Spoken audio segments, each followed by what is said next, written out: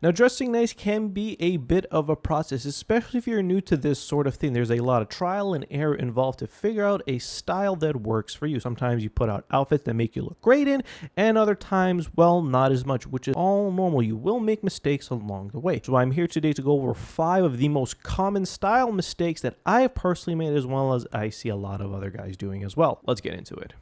Number 1, the classic shirt match the sneaker. Now, I've seen this for years and years still going on. Objectively, there's nothing wrong with this look. I see a lot of guys going for a complementary color blocking approach. Objectively fine. However, the execution here is quite basic and can be elevated. Classic outfit with a solid white t-shirt, black pair of jeans or trousers, and a white sneaker.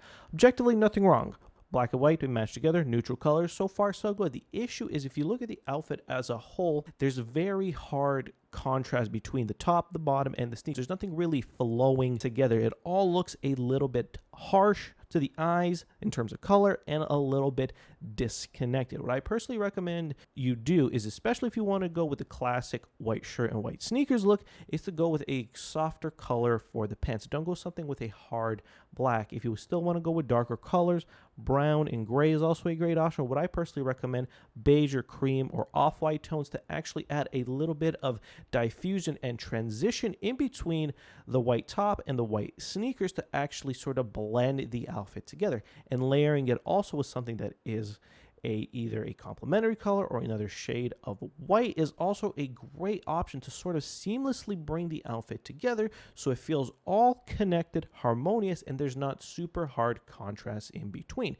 This is an easy way to elevate the style by still keeping that same basic principle. Number 2, Instagram Explore page clones. Now, this may be a little bit of a hot take, but I don't recommend simply copying outfits that you've seen online because they're popular and trendy and you see them reposted over and over again. Now, if this is a style that fits with your personality, your likes and interests, by all means, go right ahead. But if you're looking to add in your personal flair, your personality to it, and really pick and choose best elements from different styles to find out what works best for you, I honestly think this is one of the worst approaches that you can take, because if you're not really learning from how they're using color in the outfit, sizing, proportions, the setting that they're worn in, and everything, you're not gaining any more insight. You're just really great at following instructions. Now, I understand if it's popular and trendy, people want to be a part of it for, the social validation. But if you're really looking to develop your own agency and your own sense of style, to really try out things that you'll actually adapt and incorporate into your wardrobe, I would recommend avoiding whatever is super popular and trendy at the moment in terms of just flat out copying the outfits directly. Because if you just copy it, you're not gaining any real insight on the execution of what made it such a great outfit. And if that style is over and you just hop onto another trend, you really aren't gaining that insight that you can use to develop your own versus relying on what the general community is doing. Number 3, excessive Mankle. Now, this was popular 5 or 6 years ago, and I fortunately still see it going on strong. A little bit more when I travel and see, how people are dressing outside of North America. The main reason I hate this so much, and I'm guilty of wearing it, is it throws off your proportions quite a bit. Having a lot of those excess cuffs really makes your legs look shorter, and if you don't have great, thick, well-developed legs, it kind of makes you look really sloppy. And it's also really not that versatile of a look, because skinny jeans that are hemmed that really short and really close to the ankle, you can't wear a variety of sneakers and footwear with it because it'll only really work with very slim, low profile options. Having jeans that skinny are not that versatile, and overall, if you're going to spend a fair bit of money to get a great pair of jeans, you may want to go with something that is a little bit more classic, like a straight cut or even a slim tapered cut, for stuff that you can wear with boots, that you can wear with different cuts of sneakers, as well as you can dress it up and dress it down a little, versus really pigeonholing yourself into a specific look that is unfortunately objectively bad and at this time outdated. Number 4, dressing up means you're instantly stylish. Now, this has been a thing that's always been around the menswear community, even back in the early 2010s, at the time of a lot of menswear forums and blogs, that if you don't know how to dress business casually nice, that you just throw on a suit and all your problems are gone.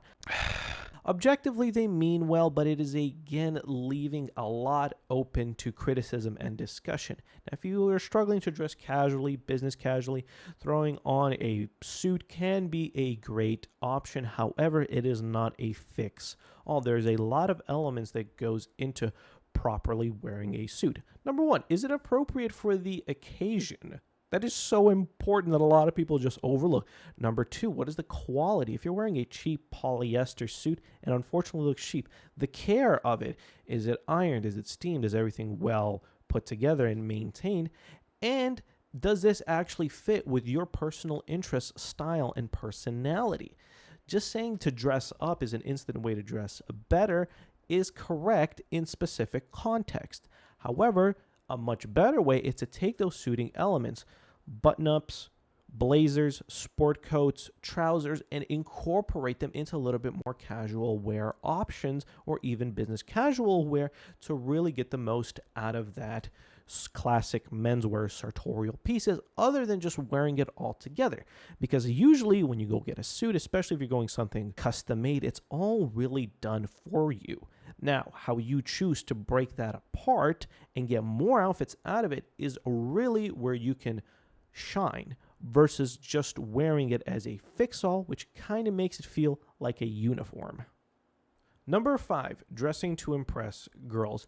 Now, I understand that many men do things to impress women. However, this is not a great way for you to get into style and fashion because it can do so much for your personality, your confidence.